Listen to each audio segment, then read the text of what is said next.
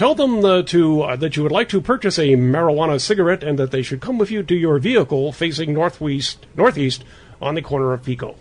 Yeah, this was before Superco. Yeah, so everything changed. Everything changed. Yeah, and it maybe if there was some showing up because I think Jack Webb was trying to play the same Joe Friday and did not let his time pass. I mean, he even rewrote the character that he was a sergeant again, as opposed to and I had heard one version that, and maybe you guys know, I heard one version that when they were bringing back the show, he went to Chief Parker. Chief Parker handed him the lieutenant's badge, and he says, "Nobody remembers I was promoted," and he took the sergeant's badge. He went back. And the police consultant that was on the show, who was a lieutenant, kept the 714 badge. Which was a number which was retired at the time of his death. That's right. And then the other thing, I heard that one of the reasons why Jack Webb felt that being promoted to lieutenant, which would have been a lovely progression for the character, is the lieutenant would not be out in the field. The lieutenant would be at the desk, sending other people out into the field. And he realized, no, we need Joe out. There's another piece of this legacy which actually just occurred recently, which is basically, and that's the passing of Martin Milner, right? Yeah. Whose death was acknowledged by the Los Angeles Police Department, by the chief of police, whose tribute said, watching this watching this honest yet human cop perform his functions made hundreds of thousands of people want to be a police officer, including me. Wow. And again, it's like the LAPD retired badge 714 when Webb died, and as I said, the writer I know who worked on Emergency. I mean, I've through her I met Randolph Mantooth. I said, these are other people who basically have been approached. I says, I became a doctor, I became a fireman, I became a police officer.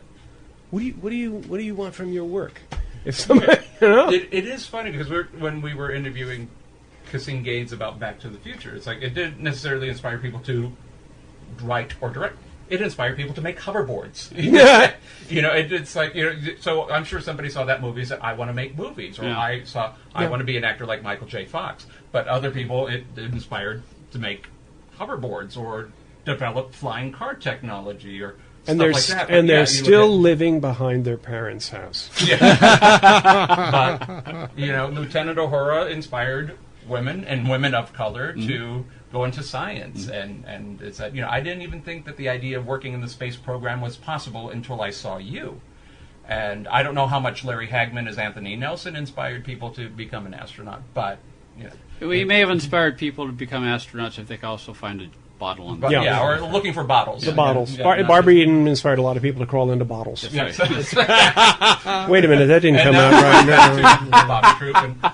But it is amazing. You look at that would have been one of those shows that inspired people to seek that profession. I met somebody from the NYPD. I guess it would be not their benevolent society, but there was an organization where was a retired police detective. This guy was Lenny Briscoe from Law and Order. He looked like Jerry Orbach. He spoke like Jerry, but he was part of a organization of NYPD officers, retired, that would come to L.A., come to Hollywood, or in New York in some cases, and he would present awards to various actors who played police officers for their positive portrayal. He knew every gun, every cop on TV in the history of television had. Jack Webb, of course, was a god. I think the only show that he really had issues with was The Shield, but every other police procedural. And so he was in L.A. to do a presentation to Dennis Farina. Not Dennis Farina, NYPD Blue. Dennis Franz. Dennis Franz. So he was doing a presentation to Dennis Franz at that particular time. But it was just amazing that there's an organization, and I think there's one that's named after Jack Webb, where they pay tribute to. Where police officers pay tribute to the actors who present them. And it's not always, Dennis Franz as Sipowicz, not always, the shining model of a police detective. At least not from the back. Definitely not from the back, But, hey, they honored Eric Estrada and Larry Wilcox. So maybe it was a slow year, but... It was disco. It was disco, but... Yeah, Joe Friday. Chips would be a never fun would be, Jack Webb. Jack Webb had nothing to do with Chips, but Chips would be a fun Jack Webb. I think you kind of what you get at Chips is you have the Adam 12 model grafted onto goofiness. Yes. Well, Jack Webb may not have been a god, although he was a god to some people, but he may not have been a god per se, but he certainly, as you mentioned at the beginning of our conversation, Joe, he certainly created the form of police procedure. Really, I think you have to, even if you don't like it, you got to give him that. Yeah. And I kind of like him. Yeah. And I think you find that in virtually any police show. I mean, I think even if you look at The Wire, you see a little bit of Jack Webb in there. You see a little bit of any decent police procedural show. Yeah, you're going to have to because, I mean, he set the tone for a lot of that stuff. I would even say Barney Miller would have some influence in it because you would see the detective squad room. At least that eavesdropped during that part of their day. We should do an hour on Barney Miller too. Exactly. But Jack Webb later did Project UFO, which I think came out at a time when Star Wars and Close Encounters. But he tried to do it. Yes, I believe that won 13 and out. 13 and out. And he inspired people to become aliens. But before we wrap, because we've been mentioning Adam 12 and Emergency throughout. Those, as I understand, the success of those shows were important to him personally because it showed he was more than just Dragnet. Mm-hmm. That he could have other. He wasn't. Mark 7 was an independent production company. I believe he had a deal with Universal, and he made those shows for Universal. But I think he was pretty much. I think he was signing the checks. Yeah. And where Mark 7 was located is now the Jack Webb building, which is the home to Dick Wolf. Yeah. So it's all circular. Dick Wolf was one of the many who tried to redo Dragnet. Well, he not only tried to redo Dragnet, but he has now all the three shows set in Chicago. Chicago Fire is set in Station 51, which is direct homage. Well, NBC just has to put them all on one night, and he can have his own. It'll be Dick Wolf Land. Windy City TV. Yes, there you go. All right. Well, as Joe mentioned, most of the black and white Dragnets are available in public domain. I think the color Dragnets are available on DVD, as are all 4 seasons of 30-something. They're all from Shout Factory, as a matter of fact. From Shout Factory, and if you want your PLLs, they're available from Warner Brothers Home Video. Joseph Doherty, always good to have you on our show. Thank you. It's always good to be here. Good to have you too, Dan. Thanks. I don't have any DVDs to plug. I'm sorry. But there's some. But YouTube thanks anyway. on the Story Salon website. Okay. I'm always happy to be Ben Alexander. Don't worry about that. I still be covered. That's what you need. You know what you need, Joe? You need to wear different shoes. Wife. You need a wife in different shoes. Look at me. I wear these shoes, and I'm comfortable. I never got. I had a different pair of shoes. There's nothing like it, Joe. Being married, there's nothing like it at all. Nothing like it at all. Made me a sandwich. It was terrible. No, you had Harry Morgan take out a tackle box, and he had all the components for the perfect sandwich in a tackle box. All of his condiments were in the little trays on the top. And Nick and Knight did a spot on that. Yeah, he did. I remember that. There's also the famous. I'm sorry, we're just milking now. It's also the Harry Morgan leaving, and he doesn't have a bag because he can pack everything in his jacket. Here's my toothbrush and everything. You got to learn how to pack, Joe. You don't know how to pack. Roy Thinnes will join us when we come back for hour number 2 of TV Confidential. Stay with us. Does your office need a good cleaning? That extra touch? Well, try the best.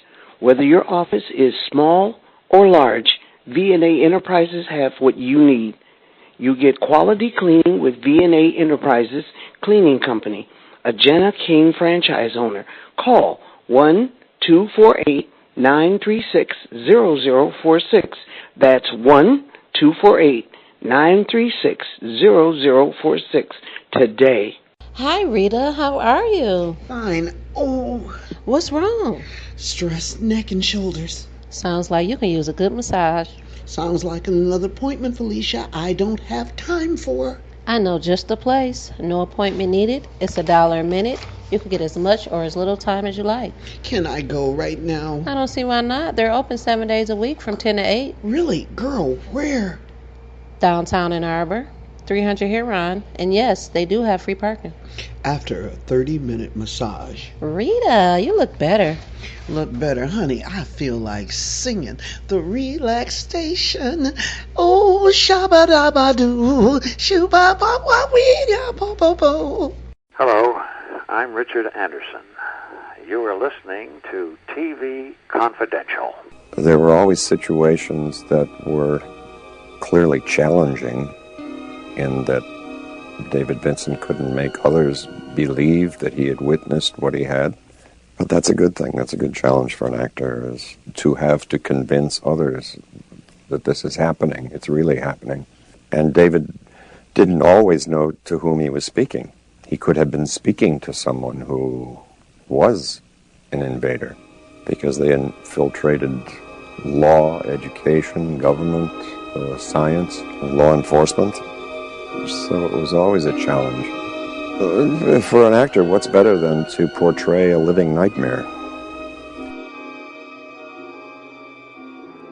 Ed Robertson welcoming you back to TV Confidential, radio talk show about television that is pleased to welcome Mr. Roy Thinnes, the actor known around the world as David Vincent, the mild-mannered architect who discovers that aliens from another planet are trying to conquer the human race, only to find that no one believes him in the classic Quinn Martin series, The Invaders. Roy Thinnes also played Jeremiah Smith on The X-Files. The X-Files, of course, returned to Fox earlier this month as a 6-part miniseries. There is a direct line to The X-Files and The Invaders, which we'll ask Roy about in just a second. Plus, we'll touch on some of his other interests as an actor and an artist. We began our conversation by asking Roy about his long association with producer Quinn Martin. You are unusual in that there were certain actors he liked, and if you got on his radar screen, you got a job in pretty much any show he had in production. But you were unusual because not every actor had a chance to meet with Quinn, and you met with Quinn. This is before The Invaders, right? Not until The Invaders. I worked for Quinn Martin on The Untouchables, which was one of his masterpieces. Mm-hmm. There were several shows. Yeah, you did one of the last episodes of The Fugitive, if I remember correctly. Yes, sir. Yeah. Exactly. Yeah. I did that just before we started talking about The Invaders. Mm-hmm. But there were other shows like, I want to say High and the Mighty. It was a show about the American Air Force in World War II. 12 O'Clock High. 12 O'Clock High. I was on 2 or 3 episodes of that in different characters. And always I had this marvelous experience because I was working with not only the best actors, directors, writers, especially writers. Quinn Martin, I think, always capitalized more than any other general producer because of his success rate. And his success was based on the fact that he shared the profits with writers, directors, producers, always saying, I'm going to expect a lot of you. So it maybe a challenge to your marriage, there are long hours involved, but that's why I'm paying you over scale. And everybody got it, and everybody admired him for that. And he had the respect of everyone, from the stagehands all the way on up to the stars, to the producers. But most important, he always hired the very best writers. And you cannot have a successful film without a great script. There's just no way around it. You may be speaking nonsense if it's written by an amateur, but he's solicited the very best writers and even made them producers of these shows. Absolutely. George Eckstein was one of them. I know that. George started as a writer, on a number of Quinn shows, and then eventually he produced a number of shows for Quinn before producing shows for Universal in the 70s. But yes, exactly. Yeah, and again, there's a reason why we're still talking about the shows of Quinn Martin 4 or 5 decades later, because they stand out because he put the quality in. He invested the money in quality then, and they made an impact then, and they continue to resonate with viewers today, and are discovering new viewers, such as shows like The Invaders, which, beyond its impact in the U.S., continues to attract new viewers around the world. Yes. Well, the first first time I met Quinn Martin, as I say, was after The Long Hot Summer, which should have been a hit, but they were filming it in black and white. Mm-hmm. I was offering myself